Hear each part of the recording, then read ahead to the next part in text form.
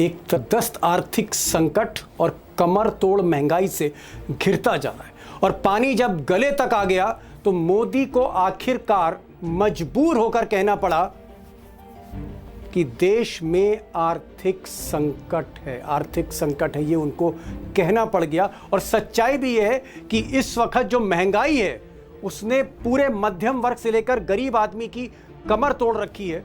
और अगर मैं पढ़े लिखे युवाओं की बेरोजगारी की बात करूं तो आलम यह है कि 25 से 30% बेरोजगारी है इस वर्ग में। और जहां तक रुपए की बात है तो रुपया इतना कमजोर हो गया है कि एक डॉलर की कीमत इस वक्त 95 रुपए 20 पैसा है। और ये आप कह सकते हैं कि रुपए की ऐतिहासिक गिरावट है। और शायद इसीलिए नरेंद्र मोदी को मजबूर होके कहना पड़ गया कि कोई भी हिंदुस्तानी, हम आप कोई भी, साल भर तक सोना ना खरीदें, चाहे भले घर में शादी हो बेटी की या कुछ हो, सेक्रीफाइस करें देश के लिए, देशभक्ति के लिए आगे बढ़े, साल भर किसी भी फंक्शन में सोना ना खरीदें और विदेश ना जाएं, हो सके तो विदेश यात्रा ना करें।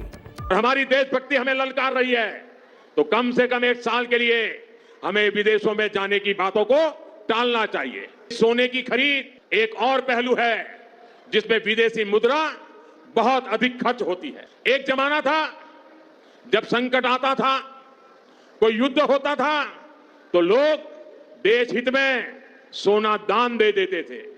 आज दान की जरूरत नहीं है, लेकिन देश हित में हमको यह तय करना पड़ेगा कि साल भर तक घर में कोई भी फंक्शन हो, कोई भी कार्यक्रम हो, हम सोने के गहने नहीं खरीदेंगे, सोना नहीं खरीदेंगे। यही नहीं, मोदी ने यह भी कहा है कि देशभक्ति के चलते, देश के लिए कुर्बानी के चलते आप पेट्रोल और डीजल बचाएं, स्कूटर से कम चलें, कार से ना चलें, मेट्रो ट्रेन से चलें या बस से चलें। और यही नहीं, अगर कोई सामान आपको मंगाना है तो मालगाड़ी, रेल की मालगाड़ी का इस्तेमाल करें। साथियों, हमें पेट्रोल डीजल का उपयोग कम करना होगा। शहरों में जहां मेट्रो है वहां हम तय करें कि हम मेट्रो का ही उपयोग करेंगे, ज्यादा से ज्यादा मेट्रो में ही जाएंगे। अगर कार में ही जाना जरूरी है तो फिर कार पूल करने का प्रयास करें। अगर हमें कहीं सामान भेजना हो तो कोशिश करनी है कि वह ज्यादा से ज्यादा रेलवे गुड्स के जो ट्रेन होती है रेलवे की सर्विसेज से भेजें। अब दोस्तों, एक तरफ मोदी जी हमसे और आपसे कह रहे हैं कि भाई खर्चे कम करो, कार से मत चलो, स्कूटर से मत चलो, पेट्रोल बचाओ, डीजल बचाओ, केरोसिन बचाओ, विदेश ना जाओ, सोना ना खरीदो, घर से काम करो और सब कुछ देश के लिए करो। देशभक्ति दिखाने का वक्त, देश के लिए सेक्रीफाइस करने का वक्त। लेकिन खुद मोदी जी खर्चा कम करते हुए नहीं दिख रहे हैं। देश का प्रधानमंत्री जो इतनी बड़ी बात कर रहा है, संकल्प दिलवा रहा है हमसे आपसे, खुद नहीं कर रहे। मिसाल के तौर पर आज इतना बड़ा पर्व उन्होंने गुजरात में मनाया, सोमनाथ पर, और बेतहाशा पैसा इस पर खर्च हुआ। और इससे पहले कल वो बेंगलोर में थे, वहां भी जबरदस्त प्रोग्राम था, रैलियां थी। और फिर हैदराबाद में थे, वहां भी करोड़ों रुपए की रैली का आयोजन सबने देखा है।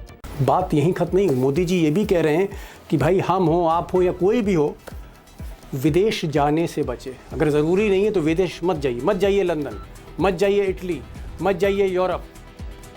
पैसे बचाइए, देश की मुद्रा बचाइए। लेकिन खुद वो इस गर्मी में, जब दिल्ली में गर्मी पड़ रही है, देश में प्रचंड गर्मी है, मोदी जी सबसे ठंडे मुल्क जो हैं और सबसे आप कह सकते हैं जो ऐशगाह कहे जाते हैं, टूरिस्ट स्पॉट कहे जाते हैं, इटली है, नॉर्वे है, स्वीडन है, नीदरलैंड है, खूबसूरत देश जहाँ सबसे ज़्यादा टूरिस्ट पहुँचते हैं। इन्हीं देशों में मोदी जी अगले हफ्ते ही जा रहे हैं। मैं नहीं कह रहा हूँ, खबर आई है कि मोदी जी यूरोप की यात्रा पे निकल रहे हैं, कई दिन की यात्रा पे। इधर देश के 2 बार वित्त मंत्री रहे, फाइनेंस मिनिस्टर रहे और देश को कई मौक़ों पर आर्थिक क्राइसिस से निकाला जिन्होंने, यशवंत सिन्हा ने कहा कि जो प्रतिंगे वो सादगी क्या समझेंगे। सुनिए, सिन्हा साहब को भी सुन लीजिए। क्या मोदी जी की वो अपील है?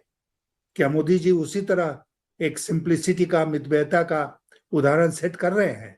दिन में खुद 4 बार कपड़े बदलेंगे और लोगों को कहेंगे कि लंगोटी में सादगी से रहो। और यशवंत सिन्हा ने एक और बड़ी इंपॉर्टेंट बात कही। उन्होंने कहा कि भाई इस वक्त वाकई ज़बरदस्त